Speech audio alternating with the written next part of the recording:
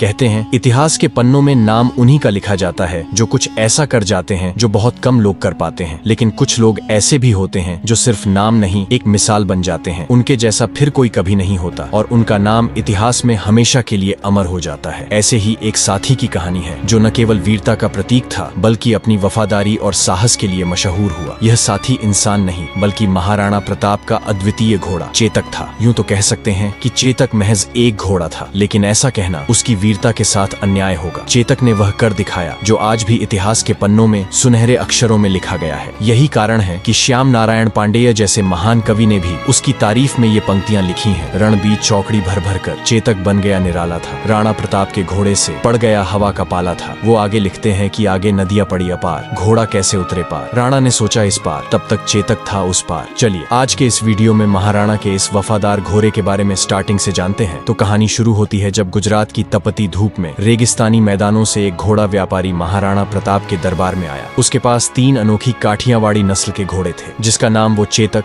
त्राटक और अटक बोलता था। व्यापारी ने अपने तीनों घोड़ों पर गर्व करते हुए कहा, महाराज ये घोड़े अद्वितीय हैं, वफादारी और ताकत में सबसे ऊपर। आपके जैसे वीर राजा के लिए ये अनमोल साथी बन सकते हैं। महाराणा प्रताप ने शांत होकर कहा, ये तो मैं मानूंगा ही नहीं जब तक खुद न देख लूं। दिखाओ ये घोड़े वफादार और बहादुर कैसे हैं। व्यापारी ने मुस्कुराते हुए अटक को चुना, उसके पैरों को मोटी रस्सियों से बांध दिया ताकि वह हिल भी न सके और कुछ दूर जाकर एक अजीब तेज आवाज निकाली। आवाज सुनते ही अटक की आंखों में ज्वाला जल उठी। उसे ऐसा लगा जैसे उसका मालिक संकट में हो। वह अपने मालिक की आवाज सुनकर जैसे पागल हो गया था। उसने पूरी ताकत से रस्सियां तोड़ने की कोशिश की मगर रस्सियां टूटने के बजाय उसके पैर ही शरीर से अलग हो गए और खून बहने लगा। पर अटक अपने स्वामी तक पहुंचने का प्रयास करता रहा तब तक जब तक उसकी आंखें हमेशा के लिए बंद नहीं हो गईं। महाराणा प्रताप इस दृश्य को देख स्तब्ध रह गए। उन्होंने अपने जीवन में ऐसा अद्वितीय साहस और वफादार घोड़ा कभी नहीं देखा था। इस अविश्वसनीय दृश्य के बाद महाराणा प्रताप ने तुरंत व्यापारी से चेतक और त्राटक दोनों घोड़ों को खरीद लिए। तभी दरबार में खड़े महाराणा के छोटे सौतेले भाई शक्ति सिंह की भी नजरें उन घोड़ों पर टिकी थीं। उनके मन में भी एक वफादार घोड़े रखने की इच्छा थी। महाराणा प्रताप अपने छोटे भाई की इच्छा समझते हुए चेतक को अपने पास रख लिया और त्राटक को उपहार स्वरूप शक्ति सिंह को दे दिया। धीरे धीरे चेतक महाराणा प्रताप का सबसे प्रिय साथी बन गया था। किसी ने ठीक ही कहा है कि अगर आप शेर के साथ रहोगे तो आप भी शेर की तरह बहादुर और शक्तिशाली बन जाओगे। चेतक भी महाराणा प्रताप के साथ रहकर धीरे धीरे उन्हीं की तरह शक्तिमान, तेज और महाबली बन गया था। वह महाराणा को पहाड़ों और घने जंगलों में इस तरह ले जाता मानो हवा से बात कर रहा हो। उसकी चाल में इतनी तेजी थी कि दुश्मन उसे पकड़ ही नहीं पाते। महाराणा भी चेतक को अपने पुत्र के समान मानने लगे और चेतक भी महाराणा के प्रति अटूट निष्ठा और प्रेम दिखाने लगा। धीरे धीरे समय तेजी से बीतने लगा और फिर आया हल्दी घाटी का युद्ध, जहां पर मुगल सेना लगभग 1 लाख सैनिकों की विशाल ताकत के साथ युद्ध के मैदान में उतरी थी। इसके मुकाबले में महाराणा प्रताप की सेना मात्र 20,000 सैनिकों की थी। इस विशाल संख्या के अलावा मुगल सेना के पास कई शक्तिशाली हाथी भी थे जो युद्ध में तबाही मचाने के लिए जाने जाते थे, लेकिन मेवाड़ की सेना के पास हाथियों की संख्या बहुत कम थी। ऐसे में महाराणा को अपने योद्धाओं और खासकर अपने घोड़ों पर ही पूरा भरोसा था। इस युद्ध में महाराणा प्रताप ने चेतक के माथे पर हाथी की नकली सूंड बांध दी थी ताकि वह युद्ध में मुगल सेना के हाथियों को धोखा दे सके। मुगल हाथी चेतक को देखकर उसे अपने बच्चे जैसा समझते थे और उस पर हमला नहीं करते थे। यह महाराणा की युद्ध रणनीति का एक महत्वपूर्ण हिस्सा था, लेकिन कुछ इतिहासकार यह भी कहते हैं कि मुगल सैनिकों को यह भ्रम होता था कि सामने से कोई हाथी धीरे धीरे उनकी ओर आ रहा है, लेकिन यह उनकी सबसे बड़ी भूल साबित होती थी। जैसे ही वे चेतक को हाथी समझकर धीमे होने की उम्मीद करते, चेतक बिजली की रफ्तार से हवा में दौड़ता हुआ मुगलों के बीच पहुंच जाता। उसकी गति इतनी तेज थी कि वह एक पल में ही युद्ध के एक छोर से दूसरे छोर तक पहुंच जाता और मुगलों को चकमा देते हुए उन्हें धूल चटा देता। इसी युद्ध ने चेतक को इतिहास के सुनहरे पन्नों में महान घोषित कर दिया, क्योंकि इस युद्ध में चेतक और महाराणा का साथ ऐसा था मानो दोनों एक दूसरे के विचारों को बिना कहे समझ लेते हों। चेतक न केवल महाराणा के इशारों को पढ़ लेता बल्कि उनकी सुरक्षा के लिए अपनी रणनीति खुद तैयार कर लेता था। इस युद्ध के मैदान में महाराणा ने अगला कदम सोचा भी नहीं होता, चेतक पहले ही उसका अंदाजा लगाकर उसे पूरा करने के लिए तैयार रहता था। चेतक की ताकत और सहन शक्ति की अंदाजा आप इससे लगा सकते हो कि वह महाराणा प्रताप के साथ 81 किलो का भाला, 72 किलो का छाती का कवच, 25-25 किलो की 2 तलवारें और खुद महाराणा का 110 किलो का वजन लेकर युद्ध भूमि में ऐसे दौड़ता मानो हवा को भी मात दे रहा हो। उसकी गति इतनी तेज थी कि दुश्मन उसकी चाल को पकड़ ही नहीं पाते थे। एक पल में वह एक ओर होता और अगले ही पल दुश्मनों के घेरे को चीरता हुआ दूसरी ओर पहुंच जाता। इस युद्ध में मानो चेतक आग उगल रहा था। तभी महाराणा प्रताप ने उसकी लगाम खींचते हुए कहा, चेतक आज हमें उस मान सिंह तक पहुंचना है। मैं यहाँ बता दूं कि मान सिंह इस युद्ध में मुगलों के सेनापति था। वह भी एक राजपूत था जिसके बुआ या आमेर के सहजादी हरकाबाई से अकबर ने शादी कर लिया था। चेतक ने महाराणा के शब्दों का मानो कोई उत्तर न दिया, बस एक झटका लिया और हवा से बातें करने लगा। अपने माथे पर बंधी नकली हाथी की सूंड के कारण मुगल सेना पहले ही भ्रम में थी। कोई समझ ही नहीं पा रहा था कि ये हाथी इतनी गति से कैसे आगे बढ़ सकता है। जैसे ही चेतक ने मुगल सेना की कतारों को भेदते हुए महाराणा को मान सिंह के करीब ला खड़ा किया, वह अपने पिछले पैरों पर खड़ा हो गया और अपने अगले दोनों पैरों को मान सिंह के हाथी के सिर पर टिका दिया। मानो चेतक के भीतर भी वही ज्वाला जल रही थी जो महाराणा की आंखों में थी। महाराणा प्रताप ने पूरी ताकत से अपनी भाला उठाई और मान सिंह की ओर निशाना साधा, लेकिन ठीक उसी क्षण मान सिंह हाथी के हौदे में छिपकर बच निकला, लेकिन उसका महावत मारा गया। फिर चेतक ने जैसे ही अपने पैर जमी पर रखने की कोशिश किया, तभी मान सिंह के हाथी की सूंड में बंधी तलवार से चेतक का एक पैर गंभीर रूप से कट गया। इसका फायदा उठाकर मुगलों ने महाराणा को चारों ओर से घेरने का प्रयास शुरू कर दिया। महाराणा भी युद्ध में लड़ते लड़ते अब बुरी तरह से घायल हो चुके थे और उनकी स्थिति गंभीर हो रही थी। इस नाजुक समय में झाला मन्ना, जो महाराणा प्रताप से काफी मिलते जुलते थे और लगभग उनकी जैसी कदकाठी रखते थे, तुरंत महाराणा के पास आए। उन्होंने कहा, महाराणा, आप इस युद्ध को छोड़कर चले जाएं, क्योंकि युद्ध तभी जीते जा सकते हैं जब राजा जीवित रहें। मेवाड़ को आपकी जरूरत है, आपका जीवित रहना अत्यंत आवश्यक है। महाराणा प्रताप पहले तो जाने में संकोच कर रहे थे, लेकिन चेतक की हालत देखकर उन्होंने अपना मुकुट और सिर से राज चिन्ह उतारकर झाला मन्ना को सौंप दिया। इसके बाद वे घायल चेतक पर चढ़कर रणभूमि से जंगल की ओर चल पड़े। इधर रणभूमि में मुगलों को भ्रम हो गया और उन्होंने झाला मन्ना को ही महाराणा समझकर उन पर हमला कर दिया। झाला मन्ना ने अद्वितीय साहस का परिचय देते हुए मुगलों का सामना किया और अपने प्राणों की आहुति देकर अंतिम क्षणों तक मुगलों को रोके रखा, ताकि महाराणा प्रताप सुरक्षित रह सकें और मेवाड़ की लड़ाई जारी रह सके। इधर चेतक अपने घायल पैरों के साथ महाराणा को मुगलों से दूर ले जाने के लिए पूरी ताकत से भाग रहा था। वह अपने घाव के दर्द से कराह रहा था, लेकिन उसकी गति में मानो कोई कमी नहीं थी। ऐसा लग रहा था जैसे वह अपने स्वामी को सुरक्षित रखने की जिद में हवा से बातें कर रहा हो। पीछे मुगलों का कुछ दल लगातार पीछा कर रही थी। तभी एक मुगल सैनिक ने चेतक के घायल पैर पर एक भला फेंका, जिससे चेतक की चोट और भी गंभीर हो गई। इसके बावजूद चेतक ने महाराणा को छोड़ने का नाम नहीं लिया और अपने अंतिम बल के साथ दौड़ता रहा। रास्ते में अचानक एक 26 फीट गहरा नाला आ गया। महाराणा के मन में एक पल को लगा कि अब शायद बचना मुश्किल है। यहीं पर श्याम नारायण पांडेय जी ये लाइन लिखते हैं कि आगे नदियां पड़ी अपार, घोड़ा कैसे उतरे पार। राणा ने सोचा इस पार, तब तक चेतक था उस पार, लेकिन तभी चेतक ने अपनी जिंदगी की सबसे बड़ी छलांग लगाई। अपने आखिरी प्राणों की ताकत से उसने वह नाला पार कर दिया और महाराणा को सुरक्षित दूसरी ओर पहुंचा दिया। मुगल सैनिक उस नाले को पार नहीं कर पाए, लेकिन चेतक की यह विशाल छलांग उसके लिए अंतिम साबित हुई, क्योंकि दूसरी ओर पहुंचते ही वह दर्द में टूटकर गिर पड़ा और वहीं महाराणा के गोद में अपना सर रखकर वीर गति को प्राप्त कर लिया। उसकी इस अंतिम बहादुरी ने महाराणा को मुगलों से सुरक्षित बचा लिया, क्योंकि पीछा करती मुगल सेना इस नाले को पार नहीं कर सकी। तभी अचानक आगे की जंगलों से घोड़ों की टापों की आवाज सुनाई दी। महाराणा ने जब देखा तो उनके सामने उनके सौतेले भाई शक्ति सिंह खड़े थे। शक्ति सिंह, जो हल्दी घाटी के युद्ध में महाराणा के खिलाफ मुगलों की ओर से लड़े थे, अपने बड़े भाई को संकट में देखकर अकबर के पक्ष को छोड़कर तुरंत उनकी सहायता के लिए दौड़ पड़े। उनकी आंखों में पश्चाताप की गहरी भावनाएं थीं। शक्ति सिंह ने महाराणा के पास आकर भारी स्वर में कहा, भैया मुझे माफ कर दो। महाराणा पहले ही चेतक की मृत्यु से दुखी थे। चेतक का यह बलिदान उनके लिए असहनीय था, लेकिन इतने कठिन समय में भी महाराणा ने अपने दिल के बोझ को भुलाकर शक्ति सिंह को क्षमा कर दिया। इस भावुक क्षण के बाद शक्ति सिंह ने महाराणा को अपना घोड़ा त्राटक दे दिया। जैसा कि मैं बताया था, त्राटक को महाराणा ने ही शक्ति सिंह को दिया था। फिर दोनों मिलकर चेतक की वही अंतिम संस्कार किए और उसके बाद महाराणा त्राटक पर बैठकर जंगल की ओर निकल गए। उम्मीद है चेतक की यह बलिदान की कहानी आपको पसंद आया होगा। अगर आप महाराणा प्रताप के बचपन के बारे में जानने में इंटरेस्टेड हो तो आप इस वाले वीडियो को जरूर देखें। चलिए फिर मिलते हैं ऐसे ही वीर लोगों की एक और कहानी के साथ। तब तक के लिए गुड बाय।